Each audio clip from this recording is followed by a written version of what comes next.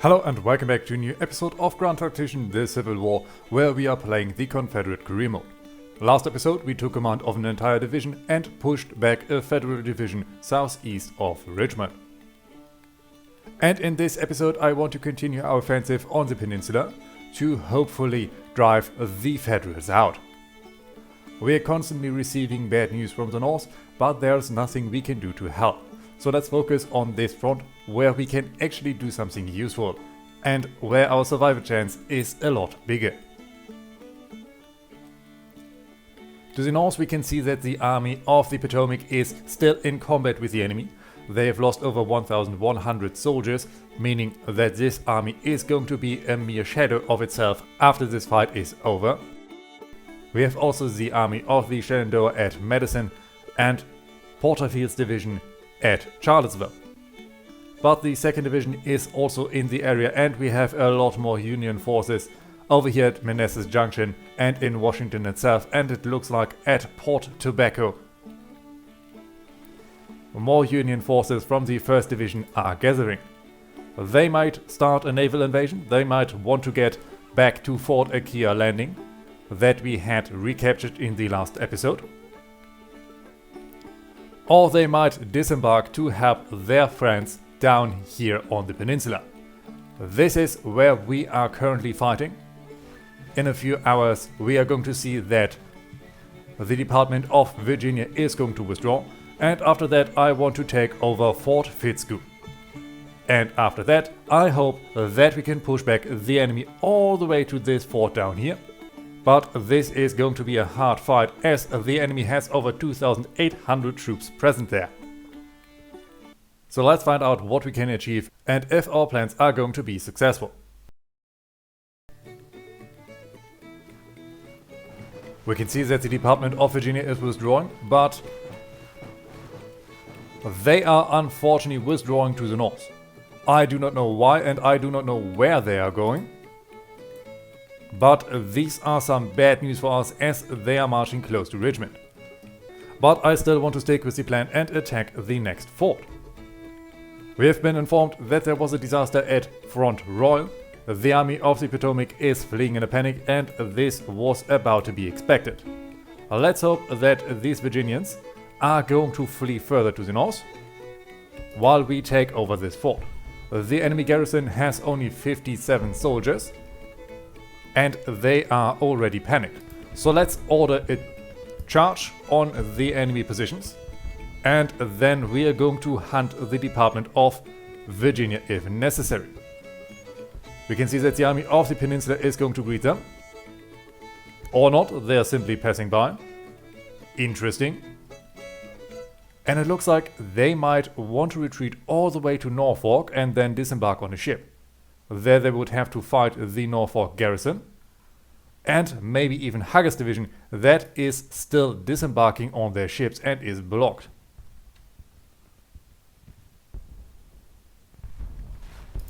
Or well, maybe not. The Department of Virginia is further withdrawing. And we have now been informed that we have successfully taken the fort. And yes, oh my god, we have seen that the Department of Virginia completely disintegrated. But it looks like the Department of Virginia has not surrendered in its entirety. After searching the map for a couple minutes, I have found them in Alexandria, where the majority of their soldiers have gathered. But I'm not certain how many soldiers this army actually fields currently. On paper they have a strength of 4,729 soldiers with 2 artillery pieces and 274 casualties, but the number in the bracket states that they only have 1 soldier present for duty. This might mean that they are waiting for more of their soldiers to find their way back through our heartland.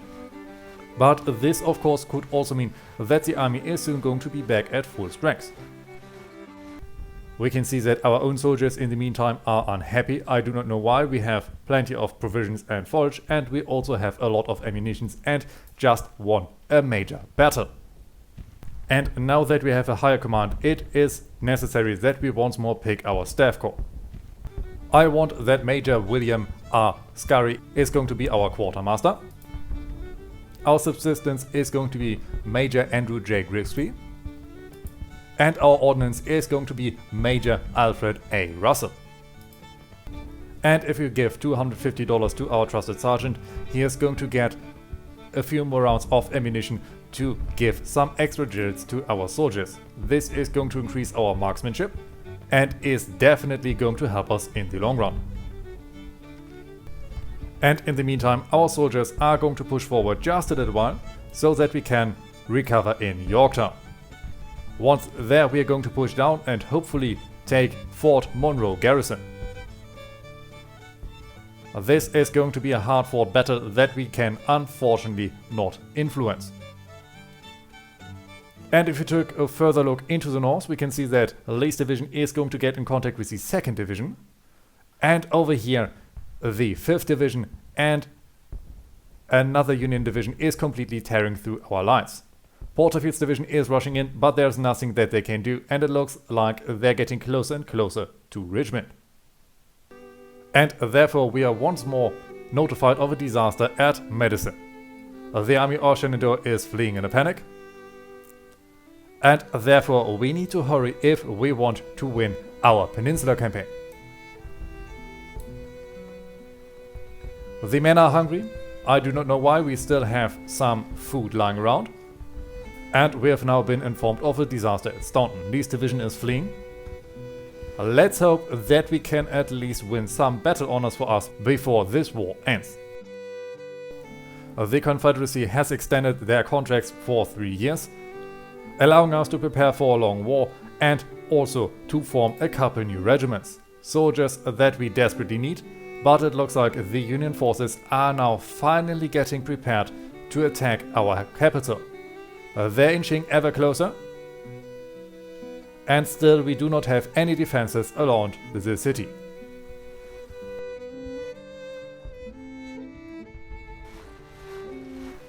Our unhappy bunch is now getting closer to Fort Monroe, and we are now in siege combat. I do not know if we can immediately charge this position or if we would have to starve them out.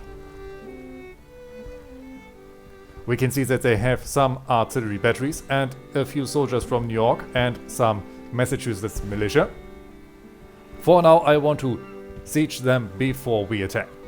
And in Western Theater news, there was a battle fought in Barberville. The Confederacy was victorious and the race to secure Kentucky is on.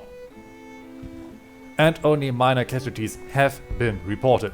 It looks like our allies in the West are fighting a lot better than we do in the East. And at Fort Aquia Landing, Mott has surrendered, meaning that the fort that we fought over in the last episode is now in Union hands once more, and the way to Fredericksburg and after that Richmond is open. Over here we can see Lee limping back. The 2nd Division is now standing around Staunton that has fell to the Union.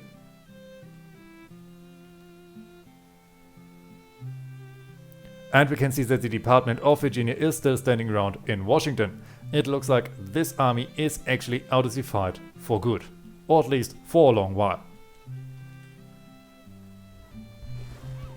And if down here Hugger would finally get back to Norfolk, he could actually support us, but I doubt that this is going to happen.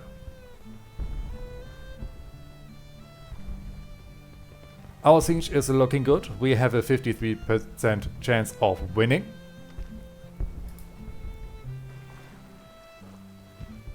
But currently it looks like this is getting closer and closer to the Union's favor. The fort condition is deteriorating, very good, but some of our soldiers are reported to be broken and some of our units are routing.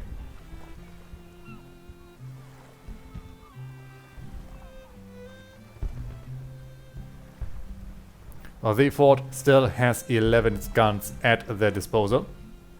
And if the situation deteriorates further, I'm going to order a charge, otherwise we will have to withdraw, wait for a short while and then move back again. And we have been informed that casualties have been inflicted over here. Maybe this is out of bound, it belongs to our forces, I do not know. Let's take a short look on the front lines. We can see that the front line has stopped for now. Fighting is going to start alongside Fredericksburg because the army of the peninsula is now in the area. And soon we should see the Union forces pushing into Charlottesville. The situation down here is shifting further into the Union side, but we are reducing the firepower of our enemy. Let's order a charge. Maybe this is going to be enough to overwhelm our enemy. We can now see that the fort's firepower and condition is dwindling. Very good. But we are close to losing this battle. Let's hope we can turn this around and that the enemy morale breaks before ours. We have already taken 295 casualties. And this day of fighting has just begun. And it looks like we will have to withdraw this siege before long. Their firepower is almost reduced to nothing. The fort's condition is almost reduced to nothing. But we have taken almost 500 casualties. And right now we received the news that there was another disaster at Fort Akia Landing. It looks like our forces were unable to break the siege and take back the fort, or maybe Union forces rushed in to help their comrades. And the United States government feels bold and tells the European powers not to intervene in the war. The Union blockade has been proclaimed illegal and a new chapter in the trade warfare is about to start. The European trade is slowing down and the British only have a 32% of intervening in the conflict. These are some bad news for us. Some better news are of course that the enemy firepower is dwindling and we have earned another perk. I'm going to get sappers and miners if I can feel it. Yes, there it is. This is going to help us in future sieges. Because this siege is not going well. Another disaster has been proclaimed at Fort Akia Landing. And it looks like the army of the peninsula has withdrawn to Fredericksburg. And I think it would be a wise investment to study tactics, to increase our cunning, to hopefully surprise our enemies. We can see that once more soldiers are rushing out and are getting once more repelled alongside Akia Harbor. And over here the 4th and 5th Division is moving closer to their friends. Down here the siege is still going on. We have now taken over 500 casualties. But it looks like our chances of winning this engagement are actually increasing. The enemy only has 5 points of their firepower left. The fort condition is down to 40%. But we also now have over 1,000 disabled soldiers. 400 of our men are currently sick and 560 are currently wounded. And finally, there's some good news. There was a glorious victory at the Rapidan Bridge. The 4th Division is fleeing in a panic. There we can see the 4th Division withdrawing, but now Union forces are pulling into Fredericksburg. Let's hope we can win the peninsula quickly so that we can get into Richmond. And let's hope that our forces alongside this area can actually hold back the enemy for a solid minute or two, because even more federal forces are approaching. The battle over here is going to start in the next hours, and I'm curious to see what is going to happen next. And we can now celebrate a glorious victory at Port Republic. The 4th Division is fleeing in a panic. Down here we can see that the enemy fort has not taken any further hits and also their firepower is still quite well, but we now have a 51% chance of winning this engagement and we have earned another perk. And as I'm going to assume we are going to be in siege warfare a little bit more often in the future, I want to get the siege train perk, giving us access to rifled artillery and mortars, allowing us to siege down enemy fortifications more effectively. This is not going to help us against forts, but also against entrenched field armies. And around Newmarket, the 2nd Division was defeated and is now withdrawing. Finally, we are able to push back the enemy a little bit. But we also need a lot of rest after this engagement, as over 1,100 of our soldiers are wounded. And the good news have ended quickly, as there is reports of a disaster at Fredericksburg. The army of Shenandoah is fleeing in a panic. And not only the army of the Shenandoah, as also the Department of the Peninsula is fleeing, and the 1st Division is in the outskirts of Richmond. We have the army of Northern Virginia over there trying to set up, but so far they only have an artillery battery. And it looks like the Union forces are now pushing us further and further into the Shenandoah Valley, away from Richmond. And now we have received reports of a disaster at Gordonsville. The army of the Peninsula is fleeing further and further, and over here it looks like these forces might get encircled.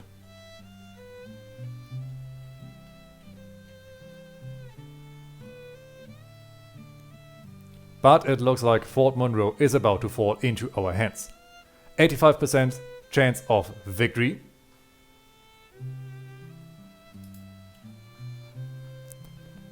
And it is going to be a very lonely victory, as more and more of our soldiers are disintegrating. And finally, the Battle of Fort Monroe is over. Pierce has surrendered and the enemy has reportedly suffered over 2,650 casualties. On our own side, we have suffered more than 354 casualties, with 71 men killed and 20 missing. The rest is wounded. But we were also able to capture 2,400 rifles. And this means that we might now be able to get some better weapons for our soldiers. Unless, of course, every other group has gotten their hands on our rifles first. It looks like we could get some better artillery. And therefore I want to upgrade one of our 12-pounder howitzer batteries to 10-pounder Paris. The rest of our artillery is not going to be changed, so that we have a battery of 12-pounders and a battery of 6-pounder field guns that should be able to lay down some devastating fire onto the enemy. And if I take a look at the 6th Louisiana, it looks like actually some better weapons are available, but apparently not in large numbers. While it looks like we could only upgrade one of our units, that is a bit of a shame, but at least we were able to take over this fort. It looks like this fort is now going to be shelled by the Union Navy, but at least our soldiers have the option to recover slightly. And we are now going to move into Richmond itself. If possible, we are going to use the railroad to get there a little bit quicker. And we are now going to wonder if we are going to arrive in time for the Union offensive. And of course, if the Union army is able to recapture said fort, well, we are simply going to recapture it once more.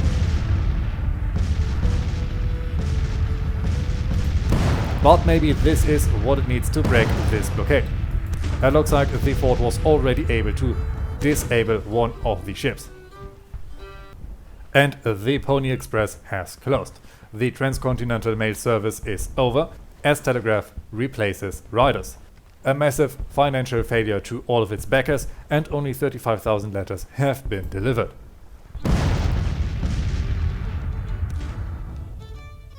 And the Union government has enacted their first funding policy. There's going to be a higher focus on the Union's economy, and the printing of new money has been made possible. Tariffs on imports are getting discussed, and the economy is preparing for war.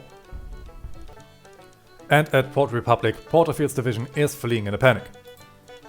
We can see that many of our forces have set up in the mountains, and Charlottesville is also a stronghold of our own forces. Over here the 2nd Division is falling back, and we have the Army of the Potomac deep behind enemy lines. If the 4th Division and the 3rd Division would push, of course, they could squeeze out the Army of the Potomac. And currently I am wondering why these forces are not just attacking our lines. The Army of the James has over 18,000 soldiers, with 7,000 of them present in their 1st Division, and winter season has set in. And in London a convention has been held. Mexico is under threat of an invasion, as British, Spanish and French are discussing to send troops. Napoleon III wants to conquer Mexico, and this is getting called a military adventure for free trade.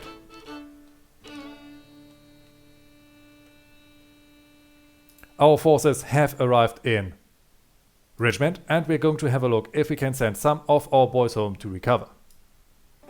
Our men from Louisiana have only 280 soldiers remaining, but not enough men are there to replace them, and therefore we're going to send our soldiers from Alabama back home. The rest of our regiments are looking quite well, and therefore they're not going to be sent home. We're going to be encamped alongside Richmond, and we're going to see how this war is going to develop. And to make sure that we can lead our soldiers better, we are going to invest to become an infantry specialist. And in the meantime, our government has decided to further invest into agriculture. There's a massive demand of cotton in Europe and plantations are expanding. Cotton is king and it is going to fuel our war effort, if we are able to get the cotton out, that is. And Jefferson Davis, who was our provisional president, has officially been elected. He is going to serve for 6 years, and he, as well as Stevens, ran without opposition. We can see some movement in the front lines. More of our soldiers are going to push, but they're going to attack the enemy in a fruitless way. We can see multiple units routing, and we can see that the Union has now moved into Charlottesville. Obviously, there was another disaster at Madison. And if we take a look on the front lines, we can see that we have been driven into a pocket over there. It is only going to be a matter of time until the Union forces are marching onto Richmond. Some of our diplomats were captured by the Union ships as they have fired shots at a British ship. The British are obviously furious over this incident, and there's even talks that the British are now starting to plan an invasion of the United States. Let's hope that Lincoln isn't able to salvage the situation so that we can finally get the support that we need from the British. And in a move that shocked European traders, the Union has passed a tariff act. Tariff rates are rising for imported goods. And in a nice turn of events, we have been promoted to Major General. But to be honest, I am not sure if I actually want to take over the command of an entire army corps, because there's really nothing that we can do to turn this war around. And if we start to sit this war out, we can claim that we are one of the only undefeated commanders of this war. Well, undefeated of course if we are fighting under our own command. And once more we are going to invest some money to increase the marksmanship of our soldiers. We do not have the best weapons, and therefore we need to make sure that our soldiers can use them as good as possible. Currently 500 of our soldiers are sick or wounded, and it looks like we do not have the numbers to take on the 1st Division. They have over 10,000 soldiers, and unfortunately the Trent affair has been resolved. Lincoln has backed down, the Confederate diplomats have been released, and the relationships return to normal. Unfortunately, this means that the Union invasion plans were cancelled. This is most unfortunate, as I was banking on that. We can see that the enemy has an open way to attack our sides. Therefore, I'm going to send our soldiers forward. And I'm going to order them to construct a fort to make sure that we are at least a little bit protected. And our reputation as a hardline fire eater has preceded us. With such extreme views, it's difficult to convince the more moderate politicians to listen to our opinions. Influencing national policies is making twice as hard as it used to be for us. Well, we weren't doing that anyway, so that doesn't really matter. And we can see that the Union forces are starting to move. Together with us, standing in this desperate struggle, is the army of Northwestern Virginia, but they only have 4 artillery pieces and are 56 soldiers strong, and as it looks like they might not even be operational. The 2nd Division is getting close to our positions. And finally, we have heard some good news. At Madison, the Department of Pennsylvania was driven back, meaning that we have finally won victory. But it looks like our own soldiers, who I wanted to fight here, have been repulsed. We have run away for a short while, but the enemy has catched up to us. And I'm going to order our soldiers to deploy to defend. I want to fight this fight defensively, if somehow possible. And it looks like we cannot delay this fight anymore. We have to contest a force that has almost double our size, and it looks like this is going to be our last stand. Gentlemen, today is December 8th, 1861. Our scouts report that the enemy is near Richmond, Virginia, and our army is to prepare for battle.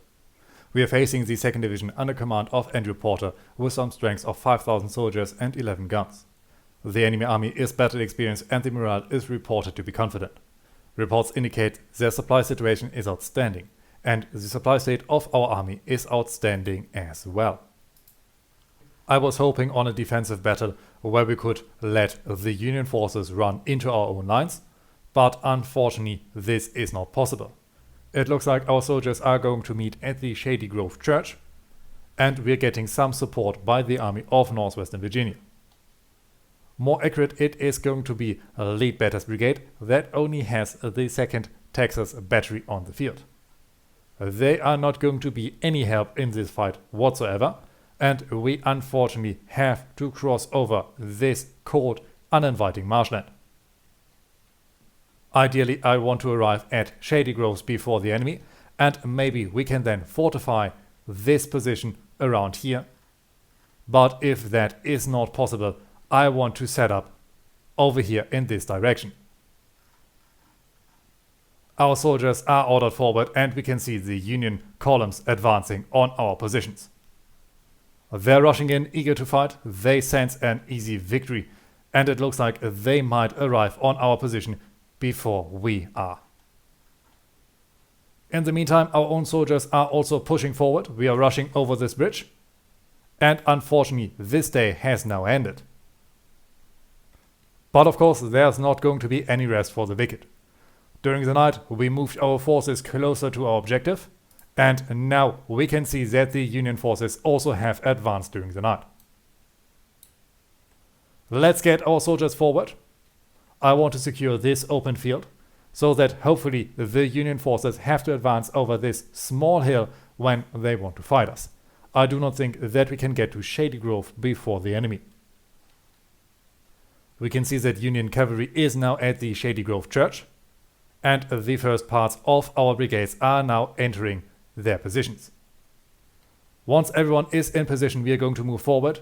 The 5th Maryland and the 11th New York have beaten us to the chase. And now it is only going to be a matter of minutes until this fight actually commences. Let's get our soldiers up a little bit. This is hopefully going to give us a good fighting position.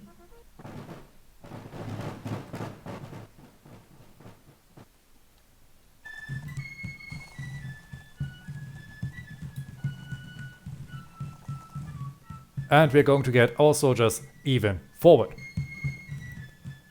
This brigade I want to set up over here alongside the street, and then we are trying to push back some of the enemy forces before even more of them can arrive. Over here our support has not yet moved. I cannot blame them, they would get needlessly slaughtered. And we now have to fight against the full enemy force of 13,000 soldiers.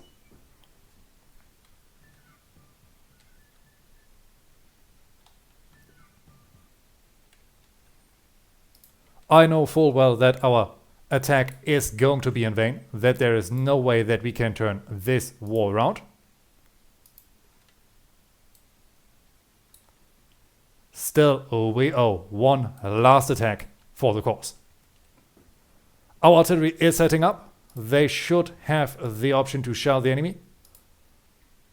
Or apparently not, as the trees provide excellent cover for enemy. These are some terrible news, and we can see that over here the US cavalry is rushing in. Let's drive them off the field. We have more soldiers than them currently at this very moment. And we see the US Marine Corps is also on the field. Wisest Brigade, move forward. 2nd Brigade is also moving up. And I want these guns to, if possible, also get a little bit closer to the battlefield. Maybe we can get an angle on the enemy this way. Our horses were able to hack through the enemy lines, but now they have to retreat. Already 190 casualties they have sustained. And maybe they aren't even able to get off the field before they get routed.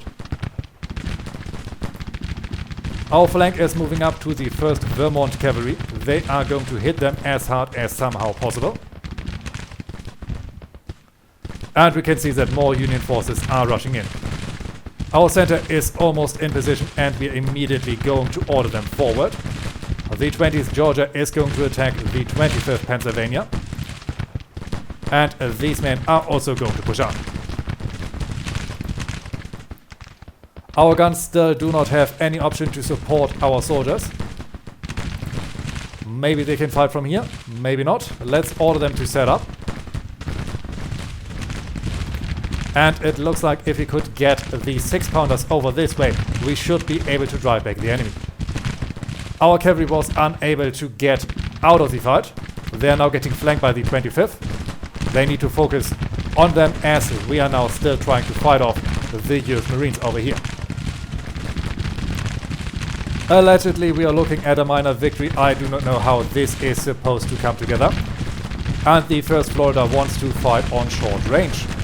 Nope, they want to fight on long range. I do not know why they want to get so close and personal then. And it looks like we are able to drive back the 1st Vermont.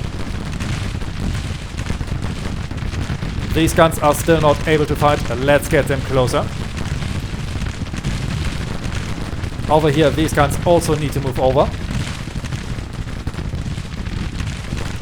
This is going to be a desperate last struggle.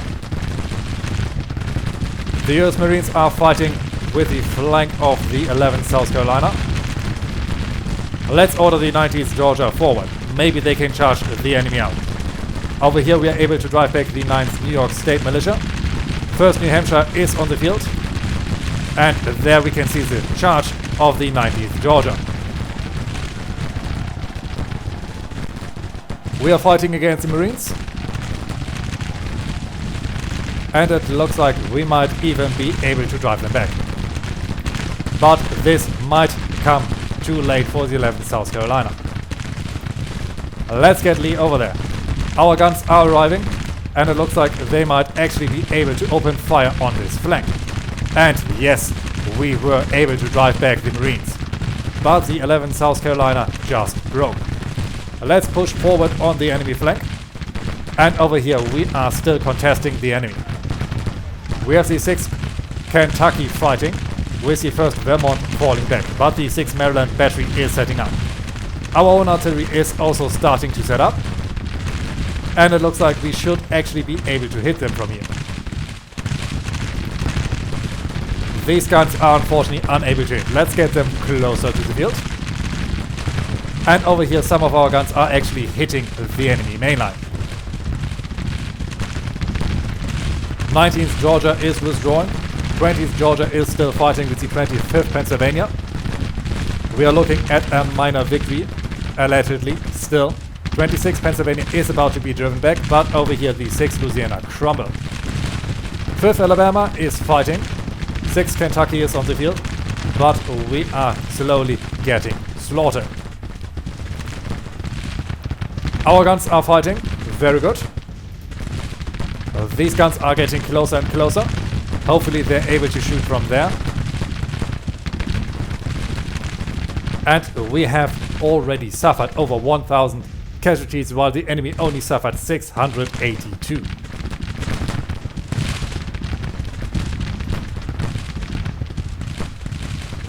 Over here our men from Georgia are still fighting.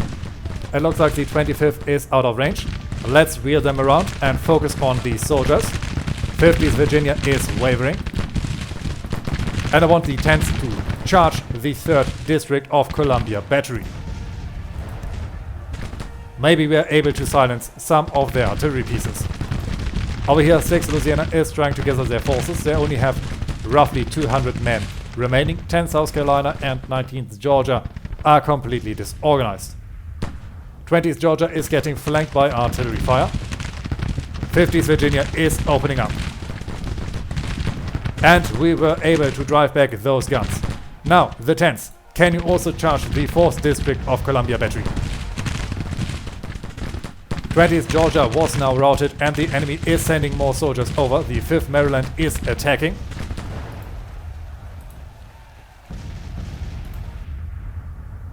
But our charge over here is going to be written in the history books. I do not know if it is going to be seen as heroic or foolish or both. But we have done everything that we could to protect our capital.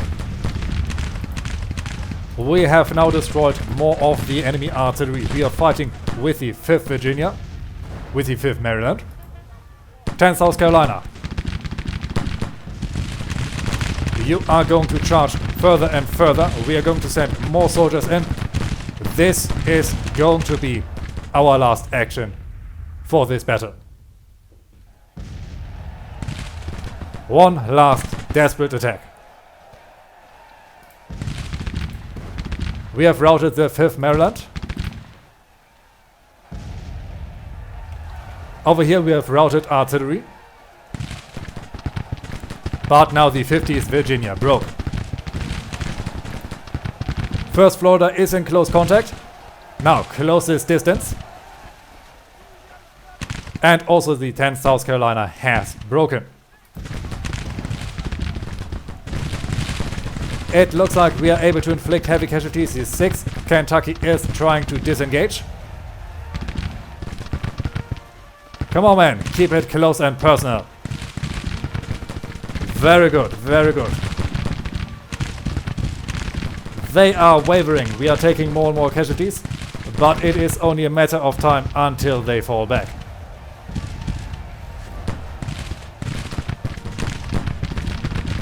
We are inflicting heavy casualties, but now we're getting close to the remaining lines. And we have routed them. Now, very good. Fall back, soldiers. Fall back. We can see that the Washington battery is also falling back. Over here, the 50th Virginia is also still on the field.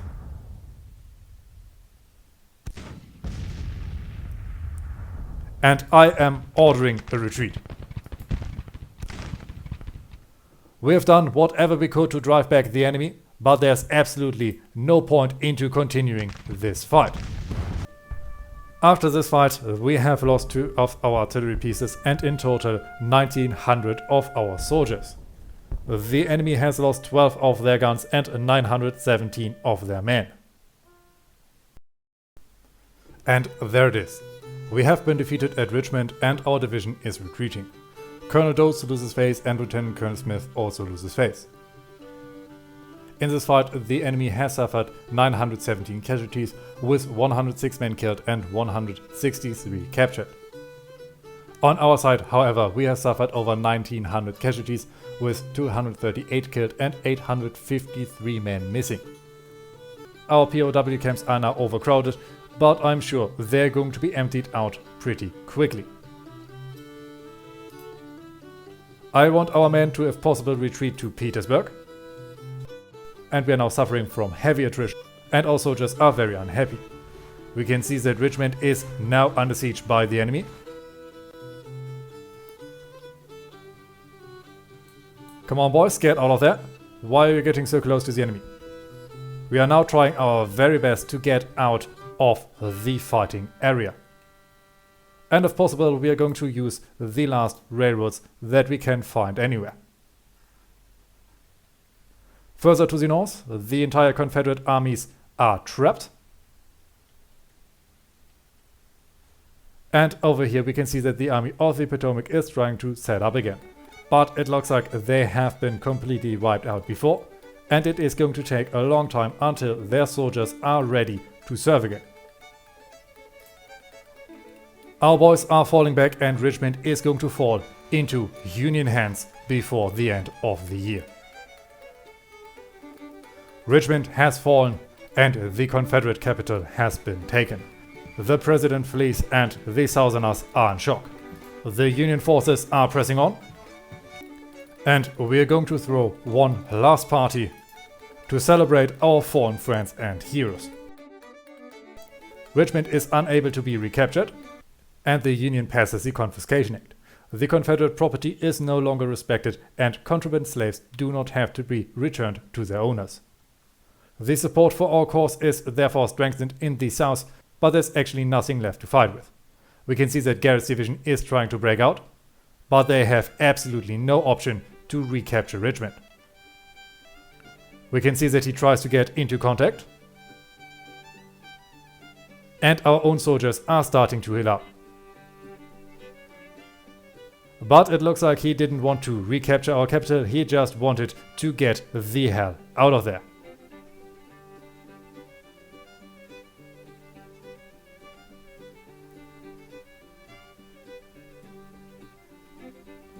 And it looks like the army of the peninsula is also in the area. One last battle is fought before Christmas.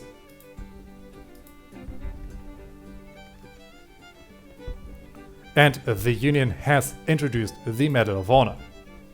Can we find out how this battle is going? And as a final measure, the Confederacy has enacted the second military policy. More money is going to be spent on the military, and civilians are fearing forced conscription.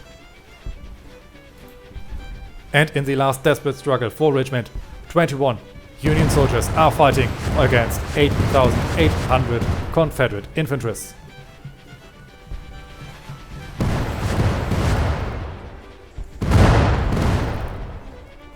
But with this, the day before Christmas, our last desperate counterattack has failed. Our soldiers are falling back, and with this, the war is well and truly over. At the end of this war, the Union fields over 104,000 soldiers, while we only have 45,700. And they have only taken 27,000 casualties, while we suffered over 33,000. And we were only able to win 10 military engagements, while the Union has won over 30.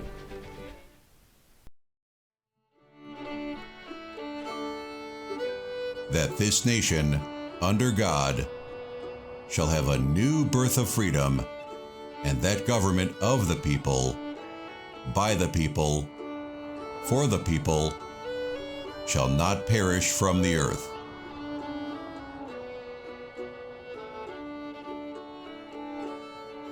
Abraham Lincoln, President of the United States of America.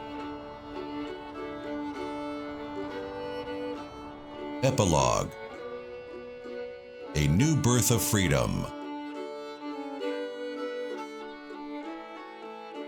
The South was determined to maintain her position, but ended up smelling the Northern powder and feeling the Northern steel.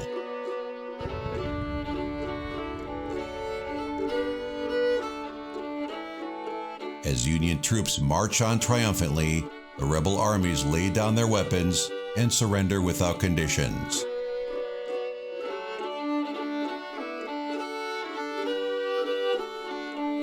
The Confederacy is no more, and the lost cause of independence died with her on the battlefields where Union armies put an end to the rebellion with overwhelming superiority in determination and martial prowess.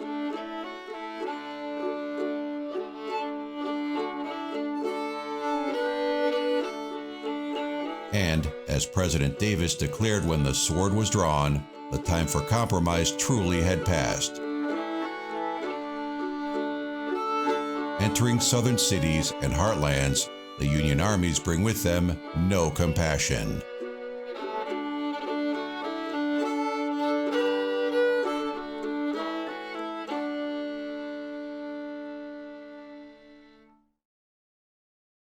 With fire for war not yet extinguished in their bellies, Many commanders, still full of fervor and far away from home and the watchful eye of the government, see it as their duty to take the law into their own hands.